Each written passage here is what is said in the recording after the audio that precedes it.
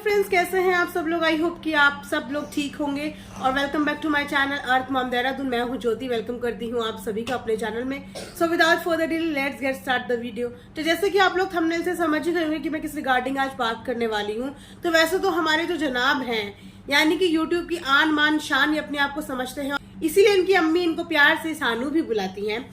तो वो तो बात रही इनकी मम्मी ने प्यार से क्या बुलाती, लेकिन प्यार से ये जनाब भी एक बहुत ही बढ़िया टैगलाइन बोलते हैं जो कि सुनने में कानों को इतना सुकून देती है और दिल को इतनी राहत देती है। वो टैगलाइन मैं आप लोगों के सामने जरूर शेयर करना चाहूंगी। बहुत से लोगों को तो पता भी होगा कि इनका एक पेट डायलॉग है। वो डायलॉग इनका क्या है? खुश रहिए, प्यार बांटिए। जी हाँ, बहुत ही अच्छी बात है, बहुत ही अच्छी लाइन है।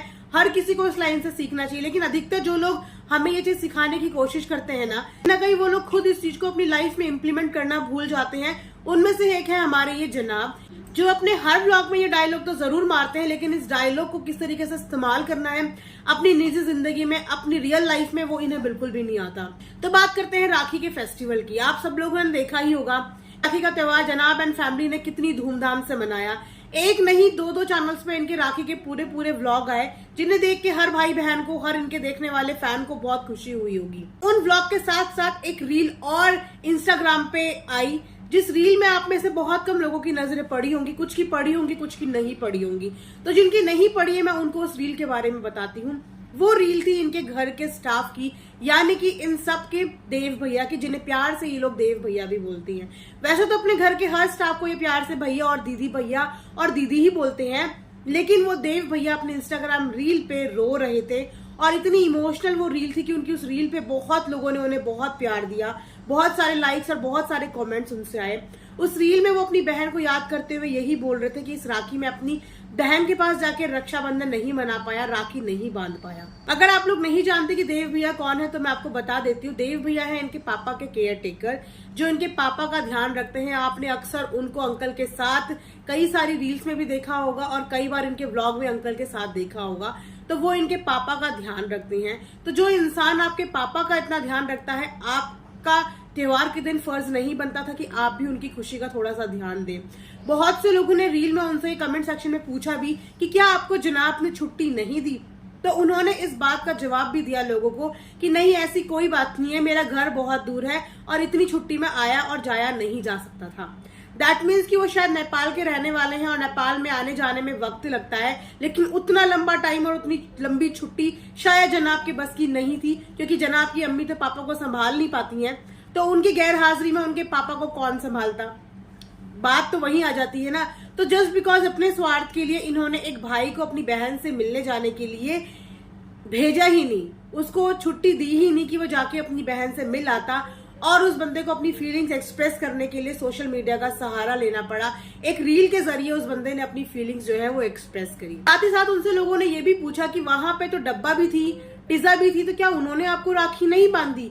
तो पहले तो उन्होंने बहुत देर तक इस क्वेश्चन का जवाब ही नहीं दिया और बहुत बाद में शायद सोच के या पूछ के उन्होंने ये जवाब दिया। बहुत ही मैनिपुलेटिंग जवाब दिया, जिसको बिल्कुल मेरे को वो जवाब बिल्कुल भी डाइजेस्ट नहीं हुआ। उन्होंने ये जवाब दिया कि मैं अपनी बड़ी दीदी से ही राखी बंधवाना चाहता हूँ। मैं चाहता हूँ मैं जब राखी बंधवाऊं तो अपनी बड़ी दीदी से ही बंधवाऊं, हालांकि मेरी छोटी बहन मुंबई में ही रहती है। तो कहीं ना कहीं क्या उन्होंने ये सिग्नल दिया कि छोटी बहन मुंबई में रहती थी, लेकिन फिर भी मुझे मुंबई तक भी नहीं भेजा गया। चलो बहनों का तो छोड़ो, इनके घर के सदस्यों ने भी इनके हाथ पे राखी नहीं बांधी और उनका हाथ सूना का सूना रह गया। एक धागा तक उनके हाथ पे नहीं था। जहां पे इनके घर में पिपिका मैडम है, डब्बा है, टिजा है, इतनी सारी लड़कियां हैं, उसके बावजूद इनके घर के स्टाफ के एक ऐसे शख्स का जो इनके माता पिता का ख्याल रखता हो, उसके कलाई में इन्होंने एक धागा बांधना भी जरूरी नहीं समझा। वैसे ही अपने स्टाफ को हर चीज के लिए फोर्स करते हैं, तो क्या आप उसको राखी बांधने के लिए फोर्स नहीं कर सकते? और शायद अगर आप में से कोई उसको राखी बांध देता, उस बंदे को अपने इमोशंस होल्ड करने की थोड़ी सी शक्ति मिल जाती। लेकिन नहीं, जैसा कि इन लोगों को सिर्फ अपने आप से मतलब है, ये सिर्फ अपनी खुशी के बारे में बात करते हैं। इनके लिए क्या फायदेमंद है, क्या घाटे का सौदा है, इस फैमिली का सिर्फ उसी चीज पे ध्यान होता है। डब्बा ने भी सिर्फ फनी का ख्याल किया कि अरे मेरे फनी के हाथ कैसे सूने रह गए, मेरे फनी के हाथ में कोई राखी नहीं है। तो डब्बा ने भी अपने फनी का हाथ खाली नहीं छोड़ा। उन्होंने टिजा से, रिश्ते में जीजू लगते थे, जीजू के हाथ में साली से राखी बंधवा दी। रिश्ता देखो कहां से कहां फिट किया। लेकिन उस डब्बे जैसे दिमाग में ये नहीं आया कि यहाँ पे और भी भाई हैं, तो क्यों ना मैं उनके हाथ पे राखी बांध दूं। सो ये तो फ्रेंड्स हमारे इमोशंस थे, हम लोगों के पास ये बात करने के लिए एक प्लेटफॉर्म है, तो आके हम अपनी फीलिंग्स बता देते हैं। क्योंकि ये व्लॉगर्स हैं, इनका किसी भी चीज में ध्यान नहीं जाता अनटिल अनलेस सोशल मीडिया से ये चीजें हाईलाइट हो, और तब ये अपनी लाइफ में उन चीजों को इम्प्लीमेंट करते हैं। ये डेफिनेटली हर रिएक्शन वीडियोस में इम्प्लीमेंट करते हैं, लेकिन कब, जब वो रिएक्शन वीडियोस इन तक पहुंचती है या वो रिएक्शन वीडियो इधर उधर वायरल हो जाती है। उससे पहले इनके जहन में, इनके दिल में एक बार भी दूसरों का ख्याल नहीं आता, दूसरों की फीलिंग्स का ख्याल नहीं आता। इनके लिए प्यार का मतलब है महंगे महंगे गिफ्ट्स, लग्जरी, ये दे दो और किसी का भी प्यार खरीद लो। भैया प्यार किसी भी लग्जरी और किसी भी रुपए का मोहताज नहीं होता। प्यार प्यार होता है, वो सामने वालों की आंखों से और उनके एक्शन से ही देखने को मिल जाता है। तो ये तो इनका रवैया है अपने घर के खुद के स्टाफ के लिए।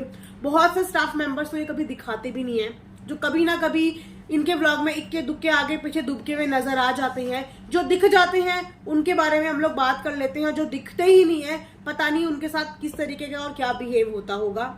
ये थी मेरी एक रिएक्शन वीडियो इस फैमिली के लिए। आई होप कि आप लोगों को पसंद आई होगी तो लाइक एंड सब्सक्राइब जरूर करें। And thanks for watching earth mom Dehradun.